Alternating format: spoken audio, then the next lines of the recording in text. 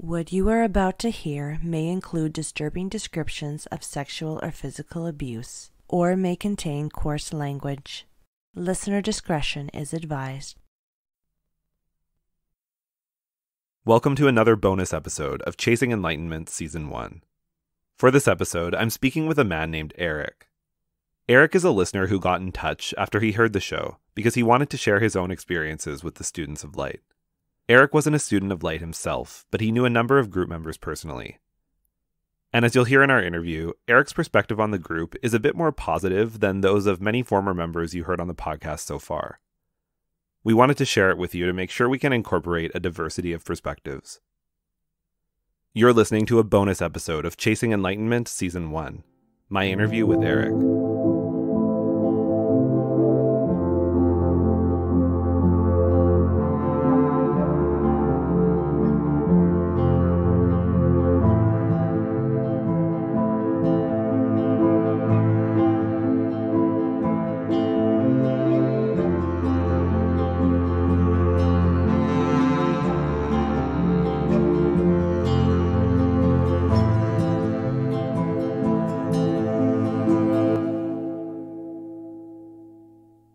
So Eric, before we talk about the Students of Light, could you please introduce yourself by telling me a bit about your history living in the Junction neighborhood? Sure. So I moved to the Junction in the mid-1980s, and I was about 11 when I moved into the Junction. I went to school in the area.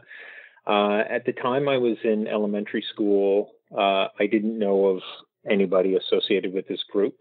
And then when I went to high school, I was aware of some people who were involved. And over the years of living in the Junction was a much different place in the 80s and 90s. It wasn't, it wasn't the nicest part of Toronto. and at that time, that was fine. It was what I grew up in, and it was all I knew, and it was fine from that perspective. So I was aware of this group of people within the neighborhood, and they didn't drag down the neighborhood in my childhood estimation, and they didn't really buoy it either. They just sort of existed there. So when you were in high school, how did you find out about the group, and what did you really know about them? Very little. It was, so the people that I knew in high school were, some of them became friends of mine. I found them to be nice and thoughtful, generous, gentle. Some of the perceptions in your earlier podcast paint a portrait of people who are rather insular. But the kids that I knew in high school, there were maybe about 3 or 4 of them that I knew well. They were great. I really enjoyed their friendships. And they didn't talk about their involvement in the group. It wasn't really spoken about. It was just over time in high school, I was aware that there were this group of people, and they seemed cohesive, right? They would go to and from school together, which of course is not unusual, but they just seemed to be a fairly tighter community. So I wondered if there was something there, but there wasn't anything that made the spidey sense tingle. I just figured they were just neighborhood people, and if they did have a set of beliefs that they followed, it was something followed together, and it wasn't imposed or cast in any sort of negative light. And did you associate the group with any of their businesses in the neighborhood, such as the restaurants that they ran? So the vegetarian restaurant was a restaurant that my family we frequented, and for years we had no idea. Didn't know that that there was John Haynes and any of the Students of Light, and didn't know any of that. It was a decent restaurant, made good food, and probably the only negative thing I can ever recall us saying about it is Sometimes it took a little longer to get your food order together. But that was it. And so it wasn't really until I was in university that I got to know who they were, until I started to date one of their members. So yeah, could you tell me about when you started dating someone in the group?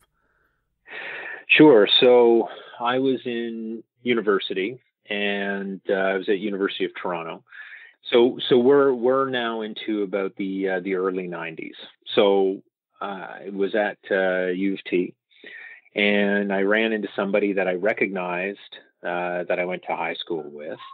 And I have to admit that I had a bit of a crush on her. She was older than me, but I saw her around the campus.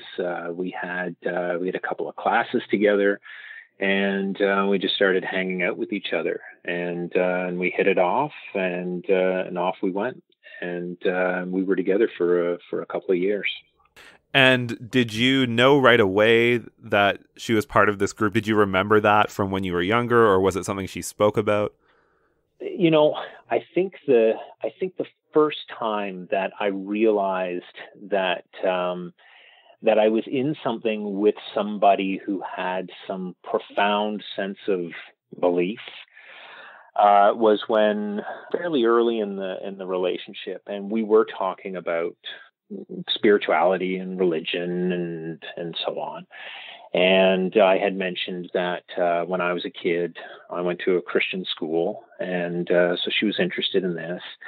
And I told her that I always struggled with it. And so I told her I was an atheist then, I'm an atheist now, and that's just a worldview that I'm comfortable with. And when I had mentioned, and it was in my mind, a fairly casual remark of I'm an atheist, she burst into tears. And I thought that was a stronger reaction than I anticipated. And she said, I can't be with you if that's what you believe in. So I think we talked about it a little bit further. And, you know, a few days went by, and I thought maybe that was the end of the relationship. And we were back together as if I hadn't made that statement. But over the next few months, and actually over the next year and a bit, she did try to draw me in and share her beliefs with me without putting a name to anything. I should say that until I heard your podcast, I had never heard the term student of light or beings of light. She just called it the group. And then the more she talked about it, I became aware of this pocket community within the Junction, who all live near each other. They spent time with each other. You know, there was something called the Young Adults Group that she attended, and I think it was a once a week gathering where, you know, as she put it to me, it was a time of connection and sharing and dealing with things together with other young adults. Now, was there ever any hesitation on her part to talk about this, or did she seem pretty open to just sharing things with you? So not hesitation. It seems it's not like I asked her a question and she had a difficult time talking about it. She was quite forthcoming in sort of the general philosophy of things as she saw it, or perhaps as the way her family practiced it. And the way that she shared it with me was like Christianity mixed with New Age ideas and sort of this Eastern mysticism infused throughout it. And so when she talked about it, initially, it sounded different, but, you know, it wasn't anything that she was talking about where I wondered about her well-being. And you said she would attend these young adult groups. Do you have a sense of kind of the details of what would go on during those meetings? I asked her once, and she was not forthcoming about the details, other than to say it was an opportunity for teenagers, people in their early 20s, to talk about things in their lives. and any spiritual struggles that they may be having. And, and she equated some of those spiritual struggles with emotional struggles, which, again, when she said that to me, I thought that sounds like a wonderful idea for young people to be able to spend time with each other and share their travails with each other. I did ask her at one point, and, I was maybe 20, 21 at the time. So there is some of that youthful hubris, and I asked her if she talked about me. And when she said yes, I did press her on that. What do you talk about? Is it about our relationship? Is it about me in particular? I mean, how does that look? And she said we cover quite a bit of ground together, and that's all she would leave it at. So I didn't know whether she was sharing things with that group about, I'm dating this atheist. What do I do? And I can only assume that she did. The group that she spent time with knew where I stood on things. And I never felt anything negative from any of them. I never felt shunned or unwelcome. The people that I hung around with, I thought them wonderful people. And, in your friendships with your girlfriend's friends in the group that she introduced you to, did you speak to them a lot about the group and kind of group practices and spirituality as well? Did they tend to talk about the group, or were they a bit more closed off about it?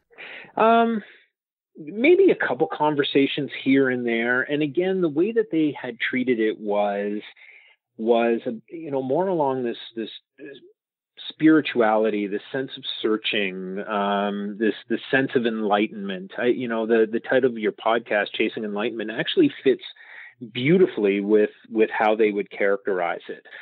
But the people that I spoke with, they didn't talk about things in terms of, I have to obey what the leader tells me. I do remember hearing John's name, but it was more about this is someone who is senior within our group, rather than this is someone whose orders I must obey. So it anytime we did talk about it, it was more about a personal quest for enlightenment. And I certainly didn't get a sense that there was any harm in how they approached it. I do remember, and a little bit of a departure from the question that you just asked me, that some of the parents of the people that I got to know had come from fairly difficult circumstances. There were people who had left the U.S., broken homes, lives that had been damaged in some way, difficult relationships. And, I could look at it from a sympathetic perspective that perhaps this group provided the kind of community and family that a number of these people were looking for. But it was, the parents of my friends and the more senior people in the group all seemed to have come from difficult circumstances or were searching for enlightenment, and they had found this community together. So again, as I found the system of belief a little unusual, I suppose, because it was such a mix of things. The reasons for it, I could understand where they were coming from. And there was a comment too made in one of your podcasts about whether John would authorize trips. And my girlfriend at the time, we went on a trip to Europe, and when I heard that part in your podcast, I was racking my brains trying to remember if she had said anything about permission received, and I don't recall that. Now, moving forward a little bit, could you tell me about when your girlfriend tried to get you to join the group? So, in speaking about this trip that we were on together, I have this distinct memory of us flying back to Canada. And we'd had a few conversations while we were on this trip together. And she said, I don't understand how you can be an atheist. And I said, well, I don't understand how you can believe something without evidence. And it went back and forth that way. And it was a difficult conversation. There's a lot of judgment in it from both of us. And she said, will you at least have a look at this book? And I cannot remember the title of the book or who the author was, but it's kind of this new age mysticism. There were, points about crystals and aura balancing and notions of reincarnation. And so I said, okay, well, it's a long flight. I will look through this book. And I remember as we were getting closer to landing in Toronto, and she said, so what do you think? And I said, I don't get it. I don't get how this is something that you could believe in. I mean, this is a lot of this stuff is looks fabricated to me. And she's obviously quite upset by that. And so we carried on that way for a little bit longer, just her saying, would you read this book? Would you listen to this thing that I am telling you about, this idea? And I was open to it at first, and I found it increasingly difficult to buy into what she was selling, until eventually she said to me, do we have a future together? And I said, does our future depend on whether I believe what you believe? And she said, yes. And I said, then we don't. And that was it. I can remember, though, the first time she said something that was in line with her beliefs that sounded baffling to me. I was staring out the window. I think this is before we went on our trip together. I was staring out the window, and she snapped at me and she said something along the lines of, you're letting your consciousness loose. And I turned to her and I said, what? She said, you're letting go of your consciousness. I said, I'm staring at the window and thinking about something. What do you mean I'm letting go of my consciousness? And I had no idea what she was talking about. Even when I interrogated her further on it, what does this mean? What are you trying to say? And it wasn't until your podcast where I understood finally what the group talks about when it talks about your consciousness. And I was staring and I was letting go of my consciousness. If I let go of my consciousness, I would potentially letting something in. And I think that was part of it too. And I said, what would I be letting in? Other than the fact that I'm just sort of busy with my thoughts at the moment. But it was the vehemence that she came at it, this forcefulness of a statement. It wasn't just, oh, you're going to let your consciousness go doing that. It was something that was much more pointed. It was, you better rein that in, otherwise it could be replaced by something. And it was at that moment too, I began to appreciate maybe just how deep her beliefs were. Were there any other moments like that you remember her making comments that just sort of, felt a bit strange like that? Well, there was, again, I should say this, that her parents were absolutely lovely to me. When I was in university, they got me a place with extraordinarily low rent on my impoverished student budget that I could afford. So I just wanted to show that generosity. Certainly a munificent couple they were. And there was this one summer, and her my girlfriend's parents gave me a job, and it was to renovate their house. And again, they didn't have to do that. They paid me for it, and they were great throughout. But there was this one moment that I had gone to Home Depot or Canadian Tire or whatever, and I got this nice hammer, and I was working on something, And I turned around, and I thought I'd left the hammer on a table. And I said out loud, I said, "Huh, where'd my hammer go?" And her mother was walking by, and she said, "Sorry, did you lose something?" I said, "Yeah, I put my hammer on the table, and now it's gone." And she said, "Well, maybe one of the little people took it." And I said, "Well, I'm going to find that little person, kick his ass, and get my hammer back." And I thought we were having fun. And this very ashen look over her face. And she said, "I'm serious. It's quite possible that's what happened." And I said, "Sorry, what? You mean like somebody, like a leprechaun, came along and took my hammer?" She said, "Well, not like that. I just mean that there could have been a rift in our dimensions and someone took your hammer then." And I didn't press it. I just said, "Oh, okay." And that one stuck with me. I thought that was, again, it's not an awful thing to say. It's just an extraordinarily unusual thing to say. And it was those sorts of little comments throughout.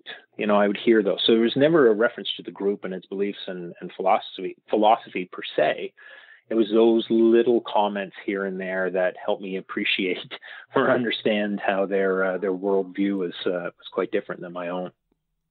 Now, you've spoken a bit about your impressions of group members. You said they were generally quite lovely people. You said some things about kind of the background that a lot of them had. Is there anything else that you think you noticed that, group members had in common, kind of an overall impression of what group members tended to be like? There was nothing, I would say, that I could point to the group of them and use a good descriptive adjective, except for maybe that a majority of the people that I knew were generous and kind. They're just people. They're people who are searching for something. They're people who want something in their lives. It's a sense of community, a sense of something greater than themselves, and just people trying to figure things out for themselves. I should say, actually, thinking of a memory, one of my close friends, he also dated someone from the group, and he was not in the group. And he and his girlfriend moved to a neighborhood just outside of this Junction area where the group is. And she lasted about a year before she said, "It's important that I move back, and because I feel too distant from my community." And so there really was that sense of cohesiveness there, that even just a few blocks away from that group seemed to be a challenge for some of the group members. They certainly did. They did thrive off those connections of being proximate to each other. Would you say that your views about the group have changed at all since you listened to the podcast?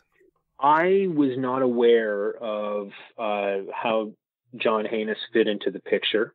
Again, I was aware of his name and I was aware of Joanne's name. I was, that was, I wouldn't say shocking. It was disturbing. The fact that people that I knew and I cared about may have experienced some of those things.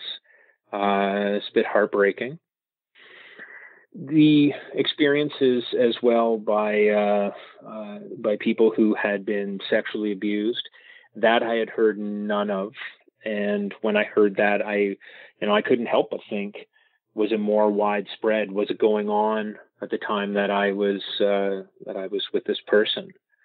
And did they not talk about these things and hold these kinds of hurts and pains in?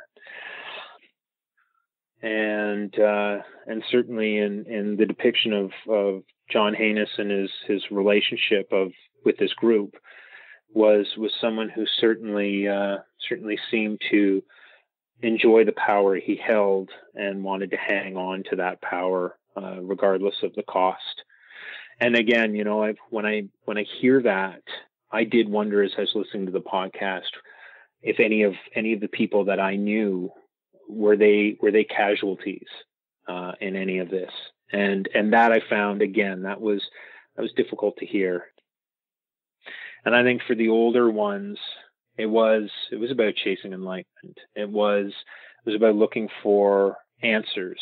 And that's talk about something that is so fundamental to being a human being is looking for answers, is trying to understand your place in the world and your relationship with other people. And when you can find people that share some values and some beliefs and so on, again, this is how these groups can form. It's when there are people who are benefiting through exercise of power and taking advantage of others. And that's when it really hurts and hits.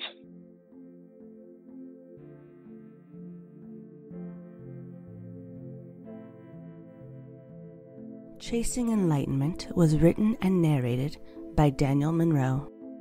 Audio production and editing by Carolyn Smiley. Additional research and voiceovers by Robert Monroe. Artwork and web design by Megan Hilario. Please rate, review, and subscribe wherever you listen.